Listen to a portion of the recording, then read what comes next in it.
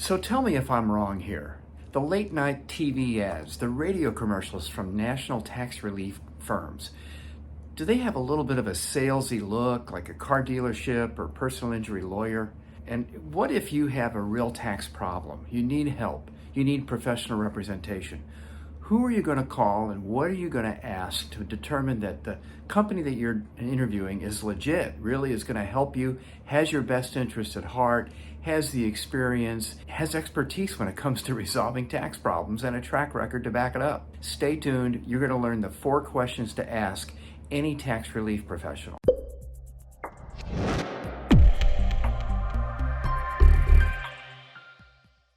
Hello again, I'm Jim Flauaus. I'm authorized by the federal government to represent taxpayers before the IRS. My passion is to help you to replace the fear and the confusion, all the anxiety that's caused by letters from the IRS, unpaid taxes, unfiled returns.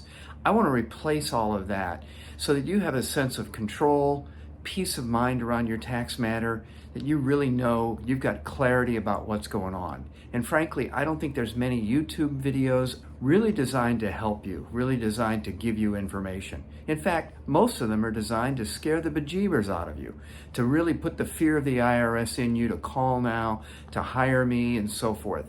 You know, if it sounds too good to be true, it probably is. In fact, if that resonates with you, hit the like button, please.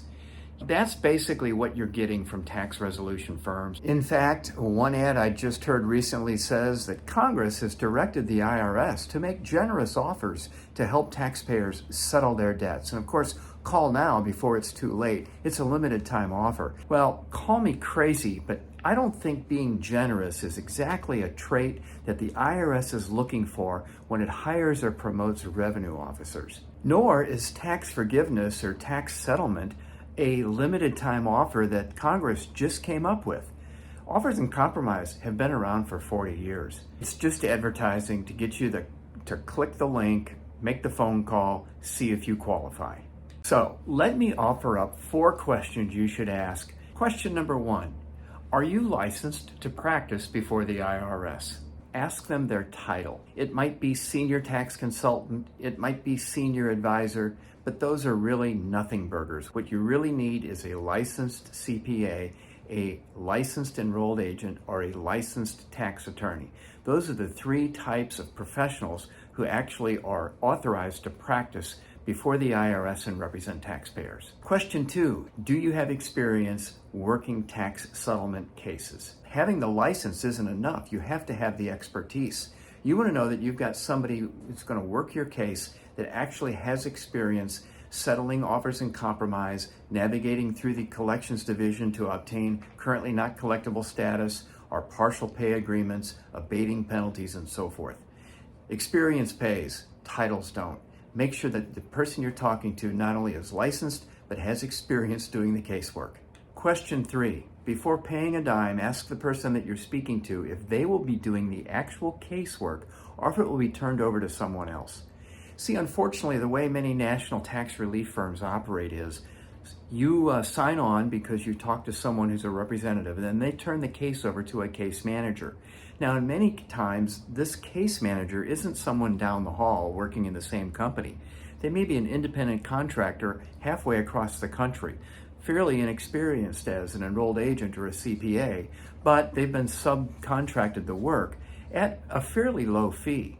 So they're cutting their teeth on your case. They're not getting paid a lot, which actually incentivizes this case manager to upsell you. Why? Because they're going to try to find something in the casework that wasn't included or supposedly wasn't covered in the agreement or the scope of work that you authorized with the first person that you talked to. So this new inexperienced contractor is now upselling you so that their fee can get increased. That's something you have to watch out for, and it's another one of the little known things that happen in our industry. And frankly, it's kind of the bane of the existence of a lot of us who really are looking to help people by providing legit tax resolution. Question 4, what are the fees that I'll be paying and what specifically is included in the scope of work? The fee structure that you're going to pay often is determined by the type of professional that you're working with. Tax attorneys historically will charge by the hour. You may pay several $100s an hour. You may pay $3,000 as an initial retainer, for example, and then work off against that retainer by how many hours. CPAs might charge by the hour, but more and more they're starting to charge flat fees or what they call value pricing.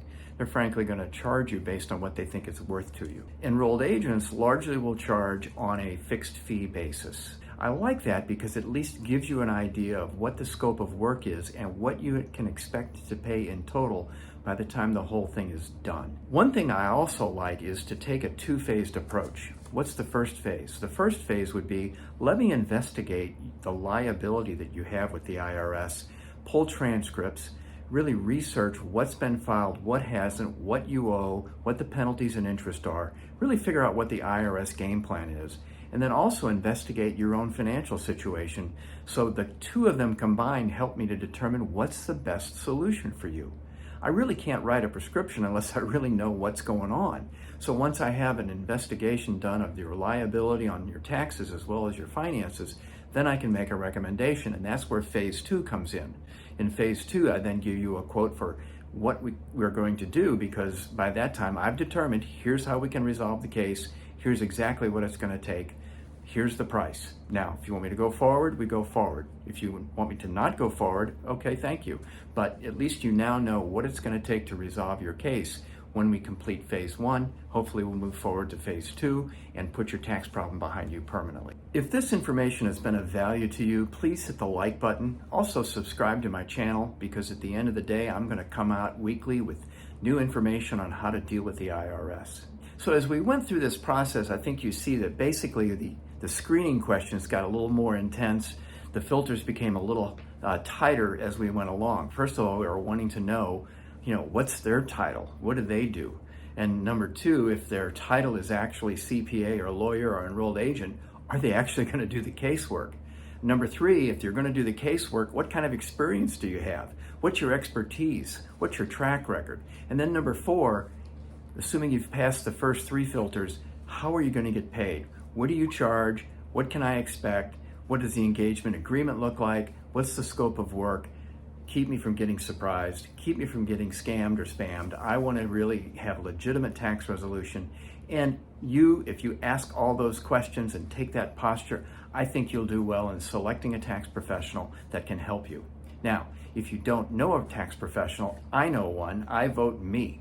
I'd be glad to help you, at least to have a free consultation, what I call a tax relief strategy meeting. I get to know you and your situation, I explain what we can do, and then you decide how we move forward. It's kind of a non-decision making, fact-finding meeting that helps both of us understand whether or not we're a good fit for each other. My information in terms of my phone number and my email address is down below, right in the description to this video. Check it out, give me a call, email me if I can be of further help. That's it for this time. I'll see you next time.